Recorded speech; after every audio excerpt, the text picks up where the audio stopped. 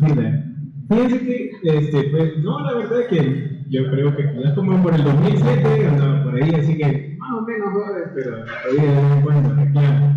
Voy a hablar un poquito porque cuando venía entrando sentía que la acústica no era tan buena con el parlante, no sé si me escuchan bien. Ahí atrás, se escucha tranquilo, ¿cierto? Y de música yo hablo algo suave, así que ahí van a disculpar. Voy a tratar de hacerlo lo más fuerte que pueda. Bueno, el tema que nos toca es antibióticos en cirugía. Pues espero yo que se lean el capítulo de la Schwartz, porque la verdad que la clase es bastante una guía para lo que tratamos de comprender del libro. Ya cuando leía la Schwartz, sentía que era como que de qué rayos me está hablando con tantos términos, ¿qué va a pasar? Pero ya después de tomar la retrospectiva, creo yo que la Schwartz tiene muy buena idea de querer enseñarnos cómo comprender por qué nos empiezan hablando de un montón de cosas, de polimorfonucleares, las reacciones del huésped y de qué es lo que pasó para que tengamos defensas, para después hablarnos un poquito de los antibióticos. Entonces, cuando uno ya llega a la parte del antibiótico, como por la página 20 en adelante, ya no tiene ganas de leer tanto, ¿verdad? Entonces, pónganle un poquito de como tratar de asociarlo a lo que vamos a estar viendo, porque la clínica es bastante eso. De la clínica es, ya salimos de los libros, ¿verdad?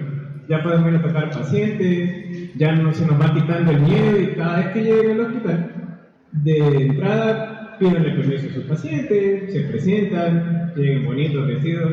Si van a andar de cirugía, casi siempre les pedimos que lleguen bien formal, o a menos que vayan para la sala, pues caigan su traje de turno.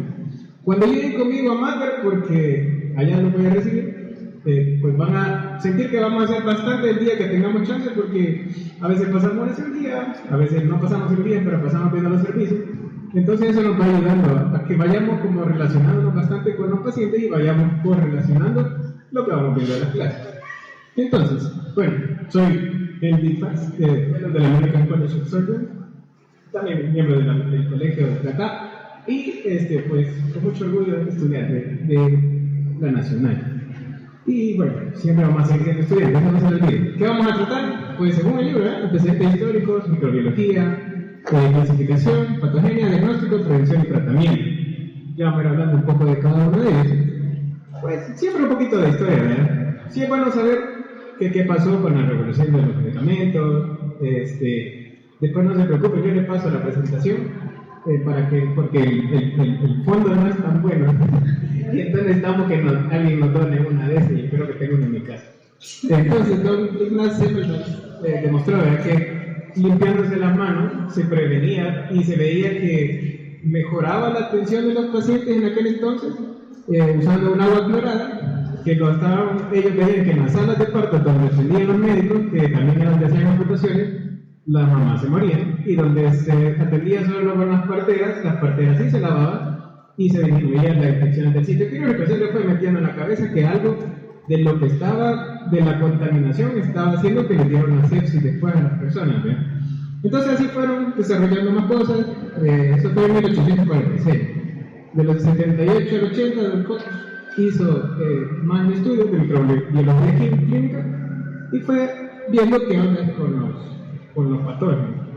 Ya van a ver, tienen ustedes la historia, ¿verdad? No nos vamos a retrasar tanto en la historia, pero sí vamos a recordarla para que cuando por cultura general les pregunten quién hizo la penicilina o la descubrió, entonces Alexander Fleming. Sí, sin esos personas que sean tan acuciosas y que les guste estar averiguando, pues no tendríamos tanto adelanto y siempre nos estamos a que sigan ustedes averiguando. No le pregunte todo al chat GPT porque lo va a dejar con más dudas. Para medicina le falta un montón. Entonces, busquen la manera de desarrollar un poquito la atención en la lectura de otras cosas. Entonces, descubrimiento de la acción antibacteriana natural que transformó radicalmente la práctica clínica quirúrgica y permitía que los procedimientos más complejos con tasas de mortalidad significativa se fueran viendo reducidos. Se fue probando que había una profilaxis antibiótica, que mejoraron las técnicas de esterilización, los cuidados intensivos se fueron desarrollando y así se pudieron ir haciendo más cirugías complejas. Porque antes, paciente que se operaba, probablemente paciente que se moría. Y se leen algunos libros de historia de medicina, estudiante que le ayudaba a quitar una amputación al paciente escéptico, si le daba un toquecito con el bisturí, también se moría el estudiante, era una alta tasa de mortalidad. Así que gracias a Dios hemos pasado ese vaivén. Bueno, la sepsis, para hablar un poquito antes de por qué vamos a aprender sobre antibióticos, tenemos que reconocer la verdad. ¿Qué ven ustedes en un paciente cuando está enfermo por alguna infección? ¿Qué signos clínicos tiene? Eso creo que lo importa, ¿verdad?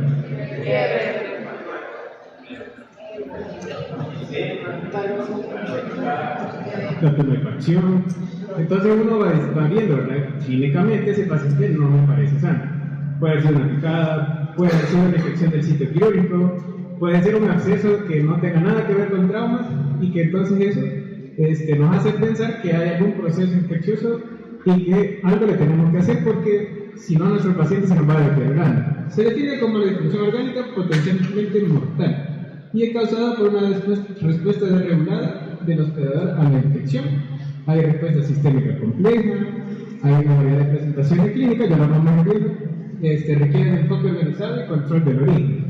Ya vamos a ver por qué. Regularmente nosotros utilizamos esas, la Surviving Sepsis, van a ver que son unas guías que clínicamente ya pasaron de los libros, porque nos dan un poquito más el abordaje de qué vamos a dar de tratamiento. El libro nos ayuda, pero el libro va 5 años atrás. Entonces, es como confiarnos en lo que ya no se está haciendo, o probablemente sí, pero que puede que haya mejores opciones. Así que, bueno, leer el libro, leer guías que están actualizadas, porque así uno va comparando, ¿verdad? Cómo va actualizando cada año los descubrimientos. Control de la fuente.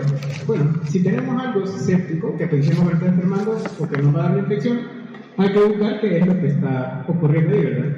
Puede haber material infectado necrótico, como en un absceso, como en una herida contaminada, en una muela. Entonces, la idea es ver qué es lo que está haciendo y retirarlo, o drenarlo, o darle chance de que el cuerpo empiece a actuar para controlar. Los antibióticos no lo curan, ayudan a que la curación suceda, pero el sistema inmunológico es responsable de que todo eso pase, ¿verdad? Es un sistema inmunológico que no es bueno, pero que le estamos metiendo antibióticos, probablemente no alcancemos una respuesta adecuada. Entonces, ¿qué aspectos importantes cuando ya encontramos el control, la fuente que está causando la infección? Puede ser el drenaje físico, una selección de la gente que le vamos a poner, el timing, que es el tiempo de administración, ¿verdad? Entre más pronto yo entiendo qué le está pasando y qué cosas le puede estar causando la infección, qué antibiótico voy a decidir poner y redosificar cuando sea necesario. La profilaxis antibiótica perioperatoria, ¿a qué se refiere? Que cuando vamos a hacer un procedimiento, vamos planeando qué tipo de intervención le vamos a hacer a nuestro paciente. Entonces eso nos da la pauta de qué tipo de antibióticos yo voy a pensar por el sitio anatómico. Si en la historia nos atrasamos un poquito, vemos que por la vía donde se puede entrar puede haber colonización, pueden haber bacterias que ya están ahí de por sí, o pueden haber patógenos, ¿verdad? Las colonizaciones y los patógenos a veces cuando causan algún desequilibrio se transforman en infección y entonces por eso uno va pensando ¿qué voy a hacer con la profilaxis para cada tipo de paciente? Vamos a seleccionar a la gente para, dependiendo del organismo, hacer el tiempo de administración, como decía anteriormente, la redosificación intraoperatoria y una duración limitada. Si solo es profilaxis, no nos pasamos de 24 horas. Y lo empezamos en ese transcurso de las 24 horas, ¿verdad? Ahora la norma es que se cumple en la inducción de anestesia. Antes se ponía 30 minutos antes, siempre válido entre 30 y 60 minutos de la cirugía, pero ahora la norma es poner, por ejemplo, 2 gramos de cefazolina para un montón de procedimientos en la inducción de anestesia, o sea, justo en el momento en que se va a empezar a dormir el paciente, y de ahí para allá son al menos 10-15 minutos en los que uno empieza la incisión. Se puede hacer una selección empírica, porque como no es infección, solo es profilaxis, solo estamos previniendo. Administración rápida, se pueden obtener cultivos en caso de que ya tengamos un área que vayamos a tratar que ya tenga alguna infección. Refinamiento terapéutico, si depende del tratamiento que decidimos como profilaxis, y por ejemplo yo le entro una apendicitis aguda, puede estar en una fase de hematosa, ya cuando vean las apéndices se van a acordar. Entonces probablemente solo con el antibiótico profiláctico sea suficiente tratamiento.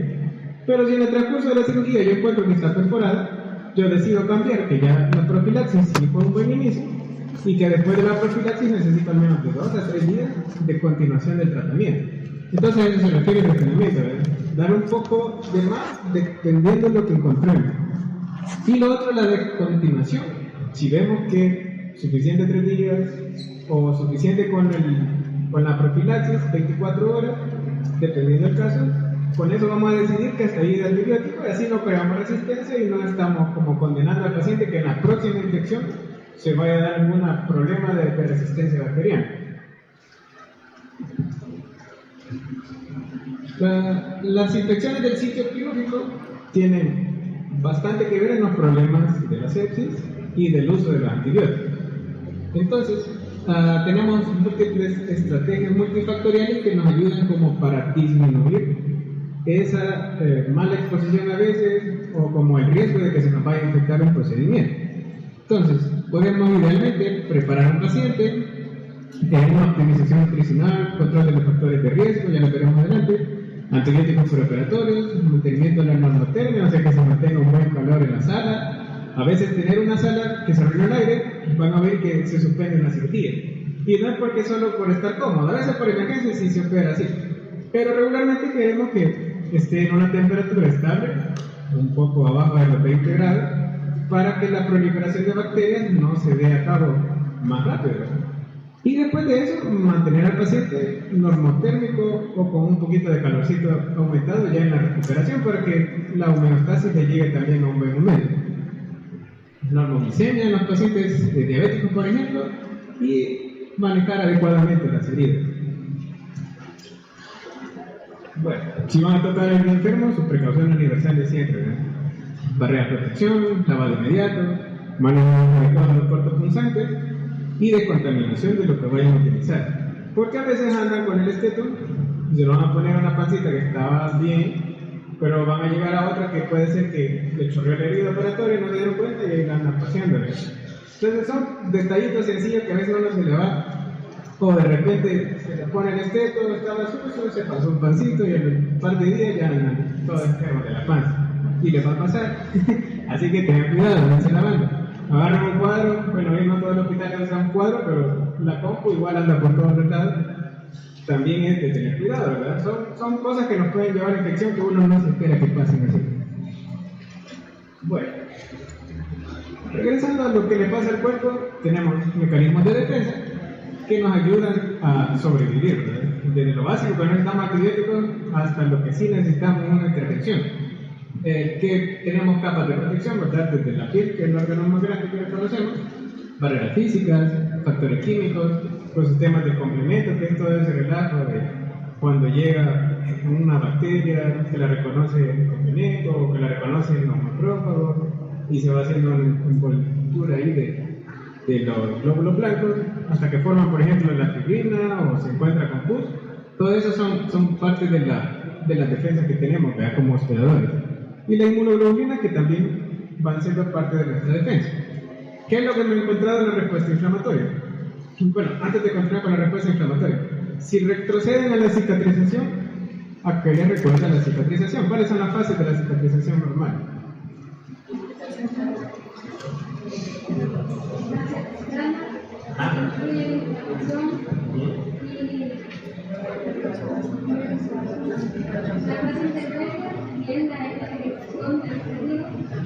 Y la fase tardía, interviene la formación celular.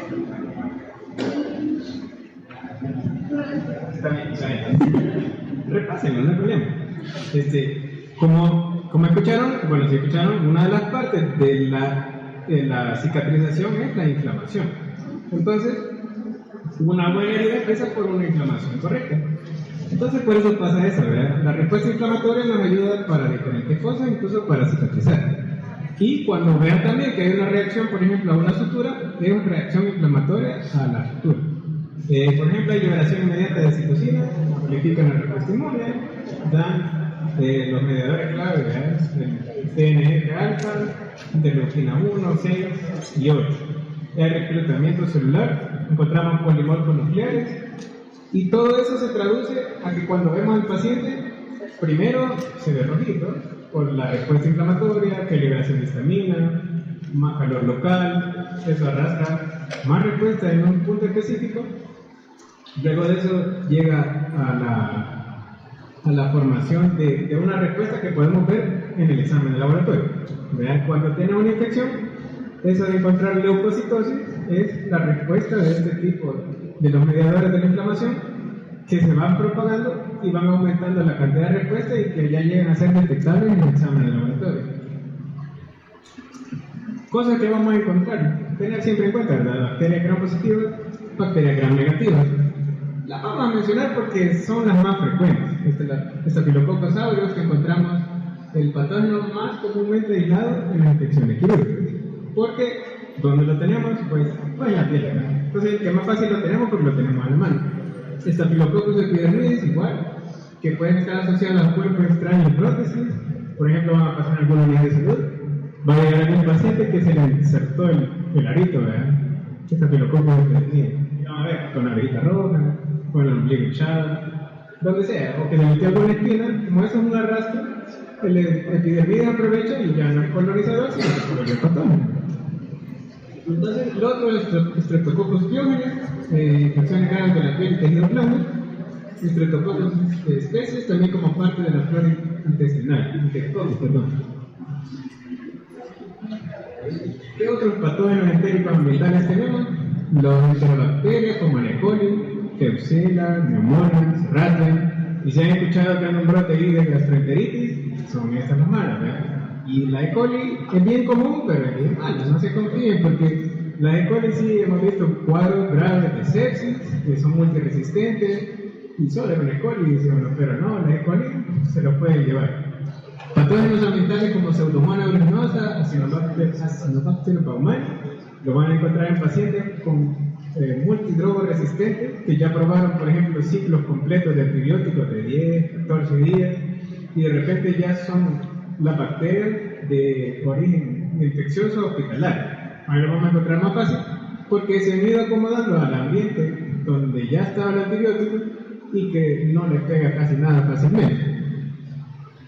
¿Qué es lo que hacen ellos? Pues producen endotoxinas, desencadenan respuestas inflamatorias sistémicas severas. También tenemos hongos, como por ejemplo las candidiasis. Candidiasis se oye también sencillo, van a ver con una manchita blanca, a veces en pacientes que están sanos, pero por ejemplo un desequilibrio de la glicemia le hace perder ese equilibrio de ácido-base, ¿verdad? Y las cándidas llegan en la hojita, en las pacientes de gineco las van a encontrar frecuentes con una vaginosis por cándida, pero estando en un paciente que esté inmunosuprimido o que se expuso a esa cándida a otro ambiente, como por ejemplo hacer una esterectomía, puede pasar que asciendan a la cavidad y hagan una sepsis por ese tipo de bacterias, acompañados de las otras bacterias del canal. Los virus como el VIH, el citomegalovirus también nos traen problemas, es difícil de detectar, pero tenemos que tener presente, igual como les decía, con las barreras de protección para nosotros mismos. Bueno, de algunas fotos parecen medio grotescas, pero hagan lo que van, porque en la clínica quisiéramos que fuera más amable, pero la verdad es que se pone dura a veces. Algunas fotos son así de las que tomamos del hospital. Por ejemplo, si esta foto se viera un poquito mejor, la de la derecha, no vemos tanto, pero aquí hay una herida operatoria. Ahí cuando la vean en la diapositiva, vamos a ver.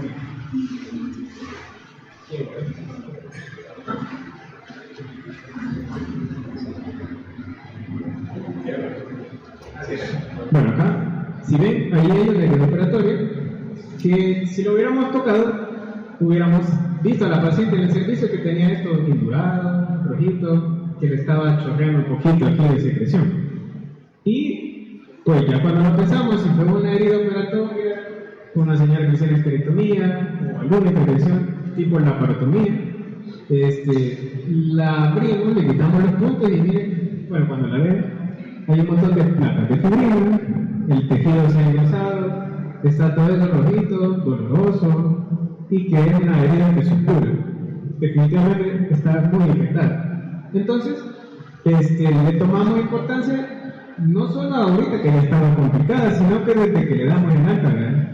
Le tenemos que explicar a los pacientes, señora, tiene que cuidarse de que no esté sudando mucho, de que no esté manipulando tanto la herida, de evitar que se contamine una tal dieta que preguntan los pacientes no es la dieta solo de aquello, ¿verdad? Sino que es la dieta de hacer actividades normales.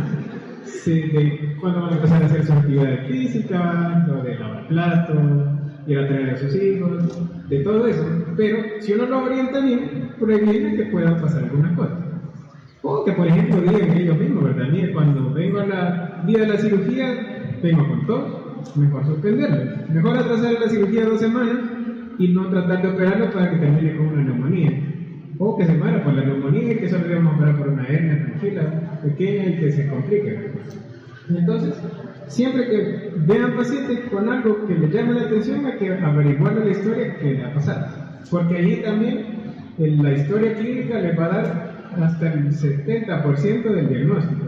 Y eso nunca nos lo van a quitar en la máquina, ¿verdad? Porque uno llega, pregunta, toca, averigua qué es lo que está pasando y de todo eso el raciocinio, por más libros que existan en el GROC y en el otro lado, no nos van a quitar de la experiencia de ir a evaluar a un paciente. Bueno, ¿qué factores de riesgo tenemos para el desarrollo de infecciones de ciclo quirúrgico? Pues un montón, ¿verdad? La edad avanzada, los abuelitos, los bebés, inmunosuprimidos, la obesidad, los diabéticos, procesos inflamatorios crónicos, desnutrición, el hábito de fumar, insuficiencia renal, anemia, radiación, los factores culpables como mala preparación de la piel, contaminación de instrumentos, profilaxis antibiótica, necrosis del tejido local, etc. Aprendan unos cuantos, siempre les preguntamos una. Entonces, y factor microbiano, ¿verdad? Hospitalización prolongada conduce a infección por antimicrobios intrahospitalarios, como los mamarios, como los pseudomonas. Entonces, no es que todo se nos vaya quedando una sola vez en la tabla. Las tablas no son tan buenas, pero nos orientan un montón.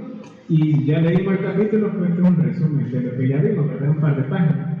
Pero es de asociarlo a la lógica. Entonces, ya ustedes van viendo, ¿verdad? Conforme va pasando a cada una de las materias, cada patología que se va viendo nueva, van viendo que expone más a los pacientes, ¿verdad? A que tengan alguna descuido de su control glicémico y no quieren decir, y de repente han andado con poliuria, polidipsia, polifagia, poliacuria. Que yo no soy medicino, pero me lo tengo que saber igual, ¿verdad? Porque si no, los pacientes van a decir, no, doctor, soy cosa con sed y se me quita comiendo un montón, pero sigo con hambre un ratito. Entonces ya uno lo va traduciendo. Esta señora está gordita, tiene sarcoidosis médica. No le basta con eso, quizás hasta la hormiga le sigue cuando hace pipí. Y entonces, todo eso ya uno va diabético y le manda el examen y los pacientes incrédulos. Y todavía hay que mandar a hacer más pruebas para que se convenza de que tiene que cuidarse, ¿verdad? Porque si no, creen que la medicina solo para un mes, cuando vienen a la consulta, todos descontrolados, ¿verdad? Yo solo un mes me la tomé porque para un mes me dieron en la farmacia. Y como no le informaron bien, entonces el paciente se quedó con la idea de que con el mes de tratamiento, como que era antibiótico, se le iba a quitar la enfermedad crónica. Y no pasa así regularmente. Vamos a ver, ahí está. Entonces, ¿qué podemos encontrar? Signos clínicos, ¿verdad? Temperatura elevada, frecuencia cardíaca elevada, la frecuencia respiratoria también elevada, puede haber alteraciones del estado mental y lo metabólico también, un edema significativo. Vamos a avanzar un poquito porque esto ya lo vimos. ¿Qué otra cosa encontramos? Leucocitosis, ya cuando estamos en el laboratorio, leucopenia en casos raros de bacterias como una salmonella. También formas inmaduras de las bandas, que es una proliferación más rápida, entonces como que se atropella la línea blanca por hacerse más rápido.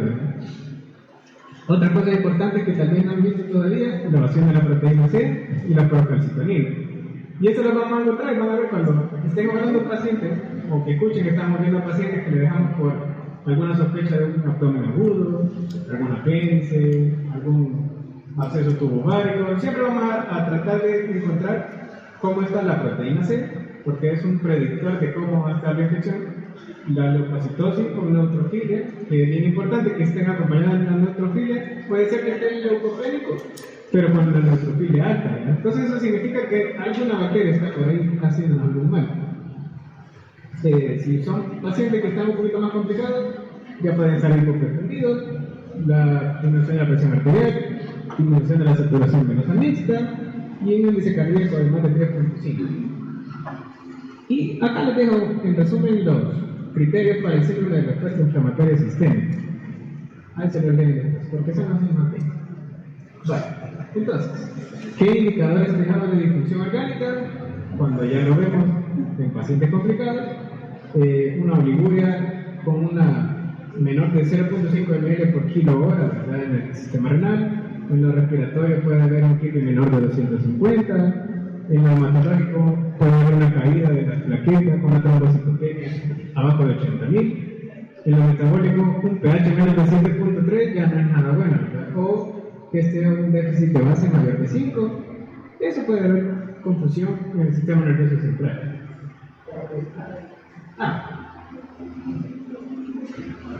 Aquí se les deja lo de los antinicóticos porque ya no había dónde ponerlo, está en los hongos. Y el libro a saber dónde la mención. Mentira, sí está con la lista. Entonces, si tenemos lo de la disfunción orgánica, vamos pensando también, ¿verdad? ¿Qué tratamiento le vamos a poner? No dejemos de lado de pensar que a veces los hongos también ya están en algunas CIRS. Y entonces eso nos ayuda, nos obliga a pensar que hay que poner combinaciones de antibióticos, ¿verdad? Más antinicóticos. Bueno, pues ya que ya pasamos de la fase fisiológica, solo recuerden que la inflamación es una respuesta, ¿verdad? A algo que no era lo normal, que ha roto la homeostasis y que nos está dando problemas al hueso. Entonces, ya clínicamente ya vamos a ver estas cosas. Ya lo vamos a comprender porque vamos a empezar a sospechar de cosas que están infectadas, ¿verdad? Y entonces de cómo vamos a empezar nosotros a decidir qué hacer con el tratamiento y cómo clasificamos, ¿verdad? Regularmente nosotros clasificamos las heridas ASAP. Van a ver que en los reportes operatorios, en las descripciones de la historia clínica o en algunos servicios a veces colocan eso, ¿verdad? Los tipos de heridas. Si es una herida limpia, que por ejemplo es la que yo hago en sala, todo controlado, hacemos asepsia, cubrimos con campos y está todo en la mejor condición, es una herida limpia, ¿verdad? Donde no haya otro órgano espacio que abrir, que no haya apertura de víscera hueca, como por ejemplo el tracto respiratorio o genital, que no haya un proceso inflamatorio, que encontramos esto, técnica séptica perfecta y procedimiento electivo. ¿Qué nos pasa con una herida limpia? Que uno espera que la infección del sitio quirúrgico no sea mayor del 5%. Puede llegar a pasar, pero uno espera que no se pase entre el 1 y el 5%. O sea que siempre hay que advertir al paciente que puede ser uno de los riesgos, que aunque sea algo electivo y controlado, puede haber una infección del sitio quirúrgico. Una limpia contaminada, ya vamos ascendiendo, ¿verdad? Puede ser una herida que en un lugar donde está inflamado, que se haya una apertura de vísceras huecas, ¿verdad? Como en el tracto respiratorio, gastrointestinal, urinario, puede que haya o no proceso inflamatorio, que se ocupe una técnica séptica casi perfecta, porque dependiendo del sitio también anatómico, que no haya un derrame importante del contenido o que sea controlado con un drenaje mecánico y que no haya contacto de herida con otros fluidos. La limpia contaminada es como por ejemplo hacer una colecistectomía.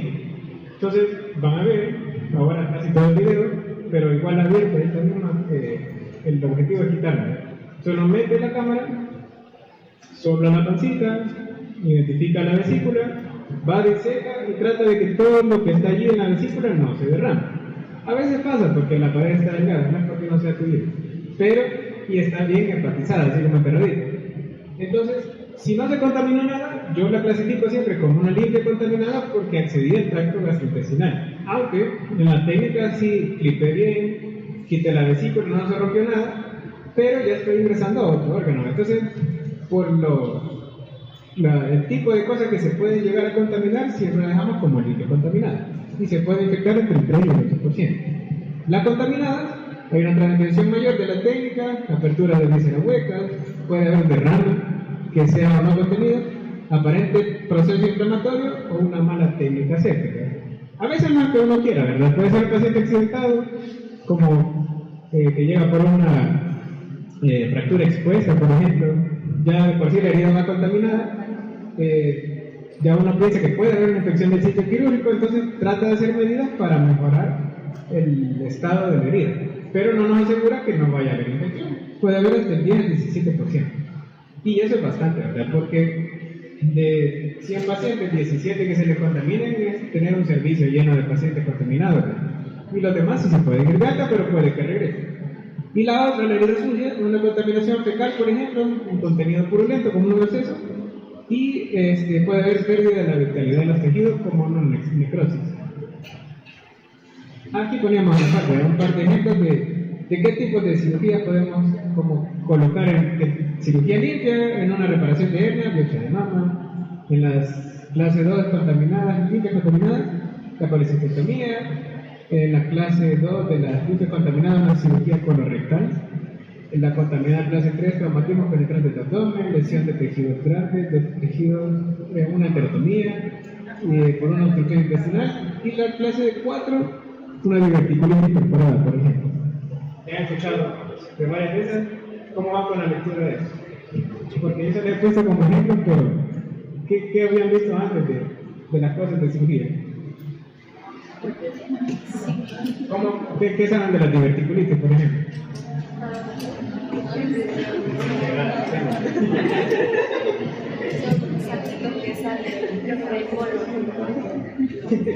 Pasa en el colon. Pasa, pero acuérdense ustedes cuando lleguen a la clase del abdomen agudo que por regiones nos hacemos mejor la idea de qué puede estar pasando que en lugar de solo cuadrantes. Los cuadrantes los dejamos cuando digamos que ya tenemos abierto el abdomen, pero las regiones nos ayudan a que lo dividimos en 9 y ubicamos, digamos, que por cada región los principales órganos que pueden estar ahí o lo más común del órgano que estamos pensando, ¿verdad? Entonces, cuando tengan algún abdomen agudo, piensen en las regiones y piensen en qué cosa puede estar ahí, para que no pensemos que todo lo que empieza aquí y termina por acá por suprapúbico va a ser apendicitis siempre, ¿no? Puede ser un dolor mal a la izquierda, puede ser que esté relacionado con alguna comida. Entonces, clínicamente ya van viendo cómo diferenciar los diferentes tipos de abdomen agudo. Pero si tienen dudas, sí, pregunten y lo buscamos, porque a veces se nos olvidan algunas cosas y es mejor salir de la duda del momento. Bueno,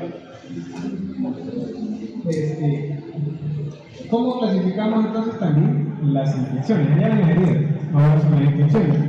Entonces, puede haber una infección superficial, que puede ser que afecte solo la piel y el tejido subcutáneo, puede ocurrir dentro de los 30 días posteriores a la cirugía.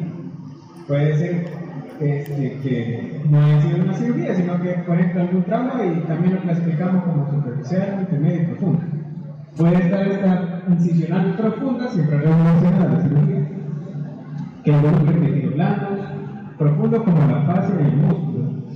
¿Alguien desea ya entrar a la sala? ¿O ha estado en algún procedimiento que le toque entrar un poquito más encima de las estructuras de piel? ¿Quién ha andado mucho de piel hasta ahorita? Tienen que rotar conmigo y mato. Porque allá sí les descenso. Entonces, no es lo mismo el modelo de Temu, ¿verdad? Porque el que está frecuente y es más fácil encontrarlo porque aquí en la rotanda está bajada. La cosa es que cuando ustedes dan un punto en que van a sentir una gran diferencia de darle un modelo. Y entonces tenemos que practicar, ¿verdad? Vamos a ponernos de acuerdo quizás para hacer algún taller de sutura, porque así como veo va a estar un poco difícil, como va a andar todo arregladito. Puede ser que nos pongamos de acuerdo para hacer algo de eso. Tal vez no exactamente con pieles de gente, pero tal vez con pieles de pollo, que después lo donamos a algún gatito o perrito. Entonces, sí, porque si no vamos a entender tanto con la alegría. La otra, cuando entramos a sala, hay diferentes capas, pero desde la piel hasta el órgano donde vayamos, vamos a encontrar diferentes capas y así el tratamiento que le vamos dando a cada una de ellas. Entre todas esas está el fascia y el músculo, principalmente en la pared abdominal y en las extremidades. Órgano espacio implica cualquier parte de la anatomía de órganos o espacios abiertos o manipulados durante el procedimiento, excluyendo la incisión. Entonces, la infección profunda, digamos que llega hasta la fascia del músculo, y los órganos espacio, por ejemplo, un absceso pélvico, una colección en el pulmón, un empiema, todo eso puede ser de órgano espacio. Datos epidemiológicos, las infecciones del sitio quirúrgico representan aproximadamente el 38% de todas las infecciones nosocomiales en los pacientes quirúrgicos. Entonces, es un gran gasto. El porcentaje, tal vez nos interesa saber que se nos van a infectar, pero el otro problema en salud pública es cuánto nos va a costar ese paciente. Porque aunque esté un paciente en un hospital público, casi que el costo es lo mismo que lo tengamos en un privado. Siempre piensen en eso, porque vale lo mismo. El día en la UCI puede ser de $500 a $1,000 por paciente en el nacional y en el privado. Que la dosis de antibiótico le va a costar $100 por cada dosis y la gente dice que todavía se queda y no le ponemos lo que le están diciendo. Y son hasta 10 días de antibióticos de $1,000 diarios. Imagínense cuánto gasta uno en los pacientes de lo público, igual se gasta en lo privado. Y hay que saber cómo administrar, ¿verdad? ¿Qué le vamos a estar poniendo a los pacientes para no acabarnos tan rápido todos los recursos? Porque somos un país muy limitado. Ahí se van a dar cuenta que a veces ni venden enlaces tenemos. Entonces, uso profiláctico de los antibióticos. Bueno, los antibióticos sí lo pegan en la fármaco. Lo malo de la fármaco es que uno no sabe lo que está leyendo hasta que lo va a utilizar en el hospital, porque se confunde, ¿verdad? Ya pasaron un par de meses y la tetraciclina ya dicen que la uso, si la doxiciclina es una tetraciclina o otro tipo de antibiótico. Entonces, hay que hacer un recordatorio de los antibióticos, ¿verdad? Pueden usar algunas aplicaciones que les recuerden. Yo les recomiendo en los hospitales Medscape, que es gratis. No van a tener que usar internet, solo descargan como el paquetito básico de lo que trae y lo ponen con un correo, porque cuando estén en el hospital se pierde la señal. Casi todos los hospitales tienen bloqueada la señal de internet. Entonces van a querer ustedes salir de la duda, van a querer averiguar la biodisponibilidad del antibiótico, si es clase A o C, si es como necesario para ciertos tipos de infección donde veo que ya no se utiliza.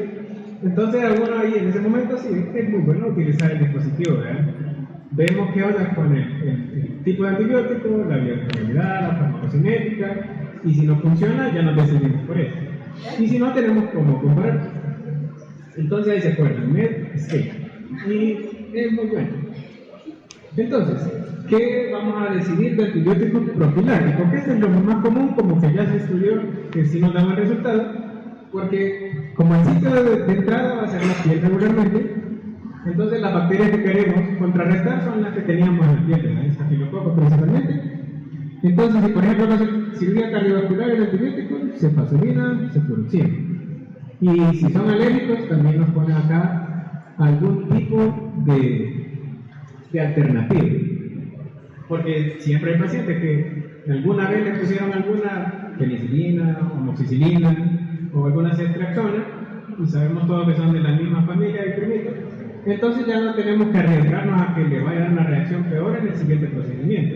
Y decirle al paciente también, mire, cuando le pusieron ese, usted diga que tuvo una reacción adversa o una alergia, porque no es lo mismo. Pero para que los pacientes sí tengan claro que tienen algún problema con ese medicamento, sí hay que decirle el nombre y decirle que tengan la precaución. Por ejemplo, los antibióticos más comunes es cefazolina, cefazolina, cefazolina, cefazolina, cefotaxima, pero ahí está la cefazolina también. O sea, la cefa nos está salvando ahorita, es como el alcohol cuando lo descubrieron. Todo el alcohol era el de moda. Empezó la acetaminofén, era la moda, todos tomaban acetaminofén y después aspirina y después la gente se la gasta. Y ahora la cefazolina, ¿verdad? Porque el espectro es bien amplio para las bacterias que no son patógenas aún, sino que son los colonizadores, nos dan un buen margen de seguridad de que no van a estar presentes en una gran cantidad. Y el hecho de ponerlo en la inducción de anestesia o en esos 30 minutos del procedimiento, la vida media del medicamento va a estar suficiente para el procedimiento, si no nos pasamos de alrededor de 2 horas. Y que su biodisponibilidad va a estar por lo menos los 30 minutos. Entonces, si uno se acuerda de eso, asocia que la cefazolina media vez no tenga alguna alergia, la vamos a utilizar. Pregunta, ¿no? Antibiótico profiláctico para cirugía colorectal va a cambiar, ¿no? Porque son otras bacterias. Siempre está la cefazolina, se las puedo dar por ver. Pero ahí vamos pensando que allá hay otras bacterias. Hay anaerobios, hay de la flora microbiana. Entonces podemos idealmente combinar. Por ejemplo, cefazolina, metronidazol. O ceftriaxona, metronidazol, aunque sea profiláctica.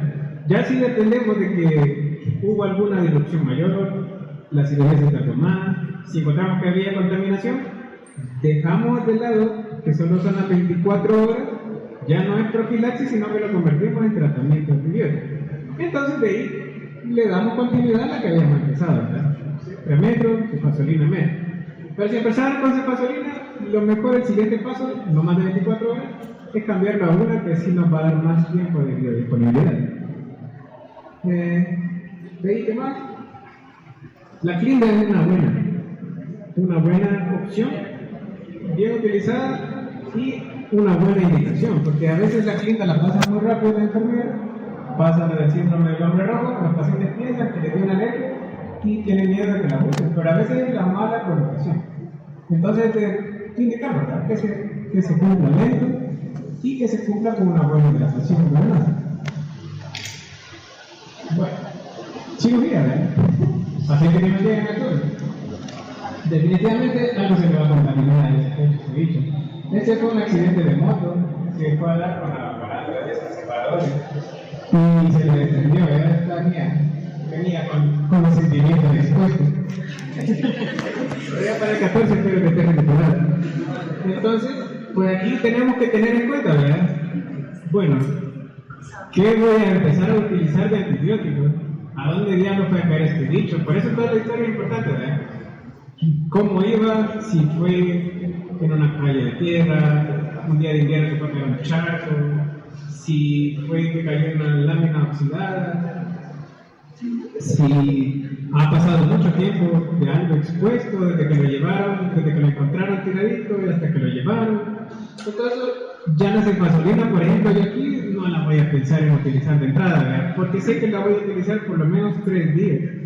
Entonces ya empiezo con algo de un mejor espectro que me va a dar más seguridad. Porque puede que lo libremos de que se cierre bien la herida, pero que tenga mucha probabilidad de una infección del sitio quirúrgico. Y no va a ser culpa de nosotros, ni de él, no es el que le vendió la moto. Si se dan en la moto, hay que cuidar. Porque si queremos perder el techo. De ahí es otra cirugía, cosa controlada, una hernia. Entonces yo espero que sí, la cefazolina sea suficiente. Pero por seguridad, mis pacientes de maten yo si les doy antibióticos orales, aunque no para todos es la norma. Pero con pacientes que la hernia, toda la incisión previa que había sido una laparotomía, no me voy a confiar que solo con las 24 horas de la cefazolina se vaya a ir cubierta para la semana, por lo menos que va a estar con el proceso amplio de la cicatrización de su vida. Bueno, ¿qué más? Infecciones intraabdominales como podemos encontrar, ¿verdad? Peritonitis, abscesos, propagación de un órgano a otro, algunos tumores que se pueden acceder. Entonces, vamos a encontrar que hay sinergia, ¿verdad? La patogenia y la clínica de estas infecciones intraabdominales. Por ejemplo, la flora polimicrobiana, como las bacterias aerobias, como el E. coli, anaerobias, como Bacteroides fragilis, y la carga bacteriana según la ubicación del tracto gastrointestinal, que no es lo mismo una infección en la boca, que es muy contaminada, a una infección en el colon, que va a ir todavía más contaminada, ¿verdad? Eso parecemos un dragón de Komodo de cuando. Lo van a sentir los olorcitos, que a veces la cloaca es bien puesto ese nombre para esa bacteria, porque es como que hayan destapado un basurero de eso o una alcantarilla, igualito, y a veces hasta peor. La clasificación, pues, no complicada y complicada. No complicada es que limitada al órgano origen, y la complicada es una extensión al peritoneo, una peritonitis o un absceso. Ahí la vamos a ir viendo con su tiempo, porque ahorita todavía no he entrado exactamente a ver qué onda es de contaminación. La presentación, pues, de una peritonitis difusa puede haber cambios que van relacionados a la síndrome de respuesta inflamatoria aguda, el CIRS, o que haya una sepsis. Entonces, por eso que la mencionaba al inicio, porque así vamos entendiendo que las infecciones nos van llevando a cambios hemodinámicos grandes, cambios metabólicos importantes, y que nos van quitando como la homeostasis que teníamos. Entonces, ¿qué otras cosas tenemos que tener en cuenta? Pacientes que van al hospital pueden cachar una neumonía nosocomial, puede agarrar una infección del tracto urinario, por ejemplo, por una mala colocación de la sonda, o por intento fallido de la colocación, que también puede pasar. Entemas pleurales, que pueden requerir drenaje torácico, abscesos viscerales, como después de una apendicitis o un plastroma appendicular, que no es el mismo tratamiento, pero que las bacterias ya están ahí y algo que hacer. También infecciones ingresantes del tejido blando, como las síndromes de Fourier, ya he escuchado el Fernet, son malos. Pero se salvan un montón. Bien diagnosticados, bien tratados y recibiendo el antibiótico a tiempo y una buena control del sitio que está afectado, sí son pacientes que sobreviven. Pero antes teníamos pacientes que llegaban con infección y con gas por todos lados, ¿verdad? Si tienen la oportunidad de encontrar un paciente con alguna infección que le dé crepitación o que tenga enfisema, tóquenlo, suavecito pero tóquenlo, porque es una sensación que nunca se les va a olvidar, porque van a saber ustedes que ahí hay una bacteria que produce gas y que la probabilidad de mortalidad, aunque lo vean entero, es bien alta. Entonces es bien importante, ¿verdad? Si lo ven ustedes en el pueblito andando paseando, mire doctor, porque como ya le ven la bacha blanca, ya sienten que uno sabe y uno solo comprando la soda la mandala. Y entonces, mire que le voy a enseñar el pie de esta señora, que también aquella cosa monstruosa, ¿verdad? Roja, con cruz, y que la ven y huele feo, que han tenido una semana con eso y la señora como no quería enseñar el pie, nada, ¿verdad? No quería consultar y no había dicho ni cara de pie. Entonces, ustedes van con raciocinio que dicen, es una infección grave. Hay que llevarla al hospital, pero ni siquiera pierdan el tiempo en la unidad de salud porque va a terminar siempre yendo al hospital. Entonces, la infección necrosante, diagnóstico clínico, dolor desproporcionado, porque van a ver que es un área tumefacta, no tan grande, pero un ardor y un dolor bien intenso. O como cuando les pica un alacrán, si alguien lo ha picado, a mí me acaba de picarme la semana pasada. Ahí está bien, para andar acampando ahí por el frío. Por ahorita no me da suficiente renal, así que creo que era chiquito. Bueno, manejo inmediato, desgranamiento quirúrgico agresivo, ¿verdad? Porque si no controlamos el foco de la infección, no estamos haciendo nada. A veces hay que ser bien agresivos. Que por ejemplo, miren, este señor, el acceso acá, pero ya los gases iban hasta arriba. Con todo esto pelado, no es que tampoco le asegure que vaya a sobrevivir, ¿verdad? Pero le da un chance. Y bien tratada a tiempo puede ser que disminuya la cantidad. Si esta era otra señora, este sintomático, tenía un absceso que se le iba de lo inguinal hacia la pared y nos tocó pelarle todo esto. Después descubrimos que también era un absceso retroperitoneal, entonces había designado toda la espaldita desde el riñón para afuera y había contaminado todo esto. Ahora existen estas terapias, pero la terapia BAC, que es una asistencia a la curación, porque uno quita los sépticos, cura, limpia, usa el antibiótico y ponemos un medio que nos ayude a que granule un poco más rápido. No va a ser la maravilla si no hacemos todos los pasos a nivel, ¿verdad? Pero nos va a ayudar un montón a que esta área va a granular un poquito más rápido, o sea, para más rápido, y puede ser candidata más rápido a algún tipo de injerto de piel. Bueno, sepsis severa y shock séptico. Un conjunto de la sepsis, o sea que es un poquito extra más de lo que habíamos empezado viendo de la sepsis, donde las alteraciones circulatorias celulares metabólicas son lo suficientemente profundas para aumentar sustancialmente la mortalidad. Puede haber un criterio hemodinámico como una hipotensión persistente, ¿sí? Y el otro un criterio metabólico como alteraciones del lactato serio. El lactato lo medimos con los gases principalmente. Entonces va a haber pacientes que veamos graves, no suelen tener los gases arteriales. Antes de los turnos la podíamos hacer de tomarlo. Entonces no es tan fácil, pero hay que aprender a sentir el pulso y dirigir la orina. Y cada vez que estén en algún lugar que se pueda pedir, ¿qué cosa pregunten? Sean compañeros. Eso sí, miren, desde ahorita el grupo cuando entra al hospital se va haciendo un poquito más cercano y apoyen entre ustedes, si algo le falta, si alguien se enfermó, si hay alguien que le puedan ayudar y que no salgan a la mañana también, porque eso siempre aparece. Entonces siempre sean compañeros, ¿verdad? Porque puede ser que con el que estemos trabajando en el futuro ambos estemos bonitos, tranquilos, brillantes y solo nos recordemos de las buenas épocas de estudiantes, ¿verdad? Así que nos ha ido bien por ese sentido. Entonces, siempre trabajemos con gente que admiremos su trabajo, que encontremos lo bonito de nuestro trabajo. Pues yo salgo a trabajar, así que cuando quieran algo de maltrato real, van y podemos ver estas amaneceras ahí en los campos de 4 y media, 5. Ahí cuando la vean, si quieren pueden escanear el vídeo. Yo no tengo tantas redes sociales, pero voy a empezar a hacerlo porque veo que todos los demás. Muchos demás, y hay que aprender varias cosas en la vida, ¿verdad? Así que en la próxima clase creo que es sobre el shock. Y cuando hablemos del shock, ya vamos a hablar de otras cosas clínicas.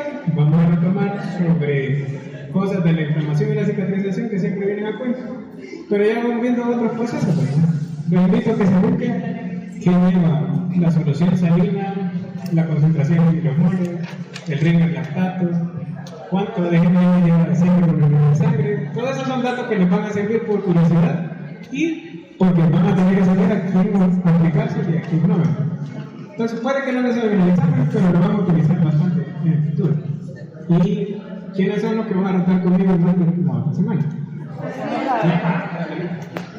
Bueno, para que les toque llegar allá, pues a veces los grupos son chiquitos, pero no sé este año cómo van a hacer, porque mi grupo grande era a veces 4. 2 y 3. Ahora hay 3, ajá. Entonces, sí, también creo que se eliminó la semana de la clínica, pero me pueden escribir, ahí les voy a dar la dinámica de cómo vamos a trabajar en el hospital. Como ahora las clases son a mediodía, pues regularmente nos reunimos de 8 a 10 o de 9 a 11 más o menos. Puede ser que un día tengamos alguna práctica de sutura con el pequeño grupo, y si algún grupo tiene libre, pueden poner de acuerdo y se llegan, por mí no hay problema. Siempre vamos a tratar de ayudarles un poquito, ¿verdad?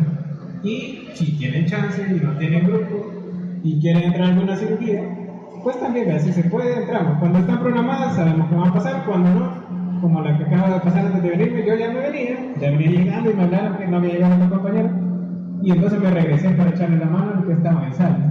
Suerte que no había tráfico, porque un día normal creo que no lo lograron. Bueno, entonces, ha sido un gusto. Espero que me hayan entendido un poquito. Sí, pero un poquito digerido lo del libro. Y algo así, léanse, le van a ver que le entienden un poquito la presentación. Que recuerden que son una guía.